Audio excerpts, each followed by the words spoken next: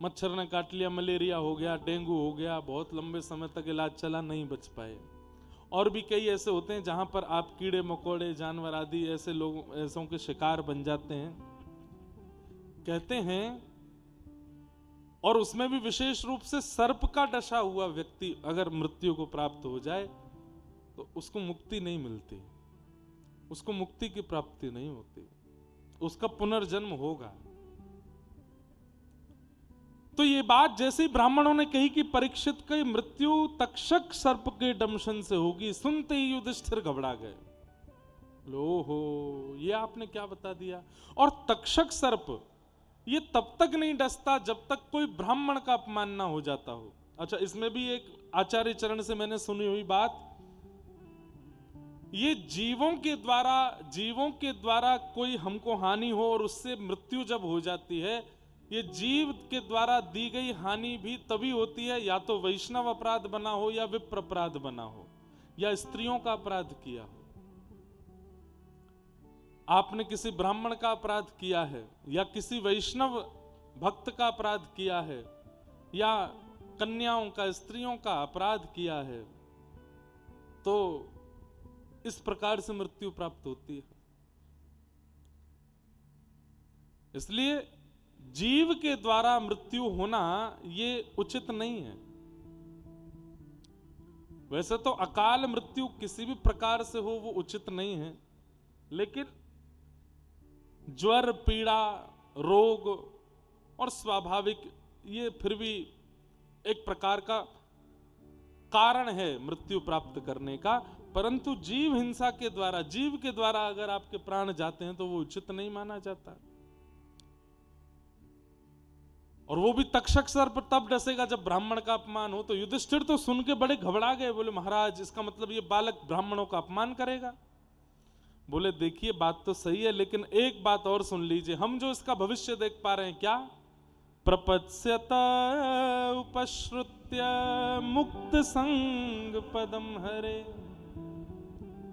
इसके जीवन में एक आचार्य आएंगे, एक गुरु आएंगे, और वो आचार्य चरण गुरु अपनी कृपा दृष्टि से इसको मुक्ति प्रदान करेंगे। तक्षक सर्प के दंशन के बाद भी इसको मुक्ति मिलेगी। क्यों? इसके जीवन में एक आचार्य होंगे। बंधुओं, कई लोगों के प्रश्न आते हैं, क्या जीवन में गुरु का होना आवश्यक है? बहुत आवश्यक है। गुरु कौन है? जो गु मतलब अंधकार, रू मतलब दूर करने वाला, जो अंधकार दूर करता हो, जो संसार की वास्तविकता बता देता हो, जो ठाकुर जी का परिचय करा देता हो, जो जीवन का उद्देश्य समझा देता हो, उसको गुरु कहते हैं। और वही गुरु यदि मंत्र दे करके, दीक्षा दे करके, एक प्रणाली दे के, एक नियम दे के आपको दीक्षित कर देते हैं, तो इसका मतलब क्या है? एक प्रकार से आपको वीजा दे दिया। अब कोई बिना वीजा के अगर विदेश जाना चाहे नहीं जा पाएगा। पासपोर्ट तो है उसके पास, लेकिन वीजा नहीं है, एंट्री कैसे मिलेगी? गुरु क्या करते हैं? शंख चक्र अंकित करके या फिर कंठी माला प्रदान करके, जिस जिस परंपरा में दीक्षाएं होती हैं वह करके आपको योग्य बनाते हैं ठाकुर जी के। इसलिए गुरु का होना जरूरी तो है। लेकिन गुरु भी दो प्रकार के होते हैं, दीक्षा गुरु और दिशा गुरु। कई बार आप दीक्षा ग्रहण नहीं कर पा रहे तो आप दिशा तो ले सकते हो। हम 10 वर्षों से दीक्षा नहीं दे रहे थे, पिछले वर्ष इतने ज्यादा, बस कहने पर, बहुत ज्यादा कहने के बाद दीक्षा देना प्रारंभ किया। उससे पहले मन में भाव यही था कि अभी भी मैं बहुत बचता हूं, बहुत मतलब बचने का मतलब ऐसा है कि लोग कहते हैं दीक्षा चाहिए, तो मैं कहता हूं कथा सुनो, पहले कथा सुन करके उसका पालन करना प्रारंभ करो, जीवन को वैसा बनाओ जैसा हम कथा में बता रहे हैं। दिशा से अगर आप योग्य बन गए तो दीक्षा अपने आप हो जाएगी। तो गुरु का होना आवश्यक तो है। गोपियों के रास बिहार के बीच से ठाकुर जी अंतर ध्यान हो गए, क्योंकि गोपियां बिना गुरु के आई हैं। गुरु कौन है? श्री राधा रानी। और तब विरह करते करते करते करते जब किशोरी जी की शरण में गई, किशोरी जी ने कहा गोपी गीत गाओ, गोपी गीत गाया, तुरंत ठाकुर जी फिर प्रकट हो गए। इसका मतलब क्या है? गुरु होना आवश्यक है, पर गुरु बनाए किसको? आजकल प्रभाव देख करके आकर्षण बन जाता है, दिख जाता है कि ये प्रभावशाली हैं, इनके बहुत फॉलोअर्स हैं, इनका बढ़िया चल रहा है, इस वक्त इनकी सब कथा सुन रहे हैं, इनको गुरु बनाओ। ऐसे लोग ज्यादा आते हैं हमारे पास। प्रभाव देख करके गुरु नहीं बनाना है, स्वभाव देख करके गुरु बनाना। और गुरु कौन है? परिचय ले लीजिए। गुरु वही जो हरि सो मिलावे, जो अपने तक सीमित रखे वो गुरु नहीं। स्वयं तो मध्यस्थ रहा लेकिन आपको ठाकुर जी से मिला दिया, वो गुरु। जिसकी वाणी सुनकर, जिसके वचन सुन के, जिसकी उपस्थिति होते ही, जिसका दर्शन करके ठाकुर जी प्रिय लगने लगे, वो गुरु है। जिसकी उपस्थिति होते ही, जिसकी वाणी सुनते ही, जिसकी कथा श्रवण करते ही, जिसका दर्शन करते ही धाम प्रिय लगने लगता हो, वो गुरु है। अरे जिसकी उपस्थिति होते ही, जिसको प्रणाम करते ही अपने दोषों को त्यागने की इच्छा प्रकट होने लग जाती हो, वो गुरु है। कितने सारे बालक ऐसे हैं, हमारे शिष्य भी हैं, क्या व्यसन नहीं था जो नहीं किया उन्होंने, लेकिन सब छोड़ दिए। और 2-3 तो मुस्लिम भी हैं जिन्होंने दीक्षा ग्रहण की अपने घर से छुप करके। घर वाले उठ करके नाम जप करते हैं, 3-4 बजे उठ करके तिलक स्वरूप लगाते हैं, ठाकुर जी की सेवा करते हैं, घर वालों के उठने से पहले नहा धो के फिर सो जाते हैं, घर वालों को पता ही नहीं चलता। अंतर्निष्ठ भक्ति करते हैं। ऐसे ऐसे भी भक्त हैं। गुरु वही जो हरि सो मिलावे, गुरु वही जो सदमार्ग दिखावे, गुरु वही जो स्वयं से परिचय करा दे, आपका आपसे परिचय करा दे। और गुरु वही जो सब छोड़ के वृंदावन में बसा दे, वो गुरु है। बस मन करता है कि चलें अब। रहते तो अलवर हैं लेकिन प्राण हमारा वहां बसत है, प्राण हमारा वहां बसत है। यहाँ तो खाली खो, यहाँ तो खाली को। ओ मात पिता परिवार सोई है, मात पिता परिवार सोई है। ओ कहिए तिनका तोड़ वाला, कहिए तिनका तोड़। अरे हाँ मैं बैरागन हूँगी, मैं बैरागन हूँगी। लाला बैठ जाओ, अभी हम नहीं गाएंगे, कथा बहुत बची है। हो बाला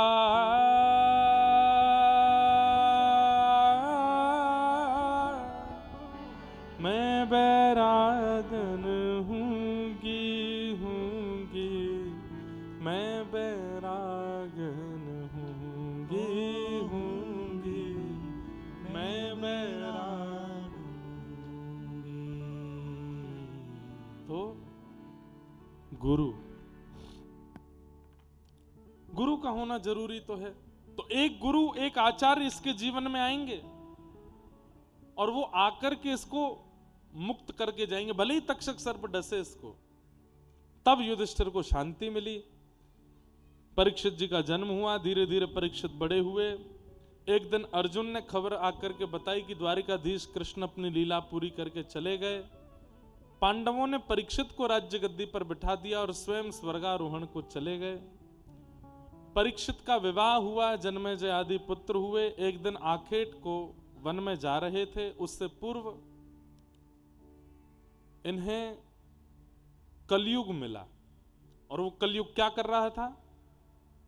एक बैल वृषभ के 3 पैर काट चुका था, 4था पैर काट रहा था कलयुग। और परीक्षित ने उसको देख लिया, तलवार निकाल के कलयुग को मारने के लिए गए, चरणों में गिर गया, मुझे मत मारिए, पहचान तो कर लीजिए मैं कौन हूं। बोले कौन हो?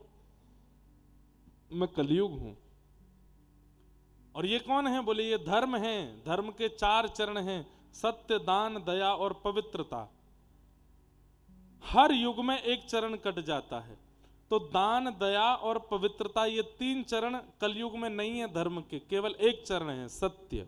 उसको भी मैं काट रहा हूं। धर्म को खड़ा नहीं रहने दूंगा मैं। ये मेरा प्रण है, ये मेरा कर्म है। राजा परीक्षित ने तलवार निकाल के उसका वध करना चाहा। बोले भगवान, ब्रह्मा का बनाया हुआ नियम है, सतयुग के बाद त्रेता, त्रेता के बाद द्वापर, अब मेरी बारी है, आप मुझे मार नहीं सकते। परीक्षित बोले तो कोई उपाय बताओ, मैं तुमको जीने तो नहीं दूंगा। तब कलयुग ने कहा आप एक काम कर दीजिए। बोले क्या? मुझे कुछ स्थान दे दीजिए, मुझे कुछ स्थान दे दीजिए और कह दीजिए मैं वहीं रहूंगा। आप देख लीजिए, जो स्थान देंगे मैं वहीं रहूंगा, उससे बाहर नहीं जाऊंगा। 5 स्थान कलयुग को प्रदान किए। कितने बड़े आश्चर्य की बात है। 5 स्थान हैं कलयुग के पास, लेकिन फिर भी कलयुग का प्रभाव पूरे विश्व पर है। इसका मतलब इन 5 स्थानों में से किसी एक स्थान में सही हमारा प्रवेश है। द्यूतम पानम स्त्रियः सूना, ये पहले 4 स्थान दिए। और पुनश्च याचमानाय जात रूप मदात प्रभु, 5 स्थान, जिसमें पहला स्थान है द्यूतम यानी कि जुआ। और एक बात बोल दूं आपको, पाप का एक स्वभाव है, जब तक आपने सुना ना हो कि ये करने से पाप होता है, तो कई बार पाप 90% नहीं लगता, 10% लगता है। जैसे छोटे बालक कभी कभी जीव हिंसा कर देते हैं, किसी छोटे कीड़े वगैरह को पकड़ के मार देते हैं। अब उनको पता नहीं है कि ये पाप है, तो उनको पाप नहीं लगता। लेकिन जब पता चल जाता है, थोड़े बड़े हो जाते हैं, उनको बता दे भाई ये पाप है, नहीं करना, उसके बाद यदि मारें तो पाप लगता है। पता होने के बाद पाप 100% लगता है, और पता ना होने पर 10% लगता है। अब तक आप यदि ये 5 क्रिया करते आए थे तो कोई दिक्कत नहीं थी, लेकिन अब अगर की आज सुनने के बाद तो 100% पाप लगेगा। इसलिए या तो पहले ही चले जाओ कि सुनना ही ना पड़े। लेकिन जब उठ के जाओगे तो थोड़ा ये सोच लेना, जब उठ के जाओगे तो लोग बाग देखेंगे नहीं, बताओ देखो पाप करना इसको ज्यादा जरूरी है, उठ के जा रहा है। तो उठ के मत जाओ, बैठे रहो, जबरदस्ती सुन के जाओ, कान खोल के सुनो। सबसे पहला कलयुग का निवास स्थान है द्यूतम यानी कि जुआ, उसमें कलयुग निवास करता है। जुआ का मतलब कोई खेल नहीं होता। जुआ का मतलब जहां पर धन दांव पर लगा दिया जाए वो जुआ है। अब चाहे वो जहां भी हो, जहां पर धन दांव पर लगा है वो जुआ है। द्यूतम। दूसरा स्थान पानम, मदिरा पान, पीला पानी पीते हैं लोग, उसमें कलयुग का निवास है। उसके साथ साथ ये नशीले जितने भी पदार्थ हैं उनका सेवन करना, उसमें कलयुग का निवास है। द्यूतम पानम स्त्रिय, विवाह लिया, अग्नि के फेरे, पति पत्नी हो गए, उसके उपरांत भी पर स्त्री के प्रति या पर पुरुष के प्रति भाव रखना, इसमें कलयुग का निवास है। और हिंसा में कलयुग का निवास है। विवाद करना, जबरदस्ती की लड़ाइयां करना, कलेश करना, किसी के साथ लड़ना झगड़ना, बहुत ज्यादा उपद्रव करना, इसमें कलयुग का निवास है। और 5वां और अंतिम स्थान है बिना मेहनत के धन कमाना, बिना परिश्रम के धन अर्जन करना। ये 5 स्थान है। आप में से कई लोग हंस गए और बोले कि हम तो गए ही नहीं 5 में से। ऐसा हो ही नहीं सकता, ऐसा हो ही नहीं सकता। इन 5 में से कहीं तो हाथ पैर या उंगली घुसी हुई है, तभी कलयुग का प्रभाव हो रहा है। या तो धन दांव पर लगा है, या फिर हमारा मुख का भोजन शुद्ध नहीं है, पानम में लगे हुए हैं, कोई नशीला पदार्थ आदि कुछ सेवन करते हैं। तीसरा, पर स्त्री या पर पुरुष के प्रति भावना रखते हैं, पतिव्रता या पत्नी व्रत नहीं है। आपको बताएं, दुनिया में सबसे बड़ा व्रत यदि कोई है, एक ही है, पतिव्रत और पत्नी व्रत।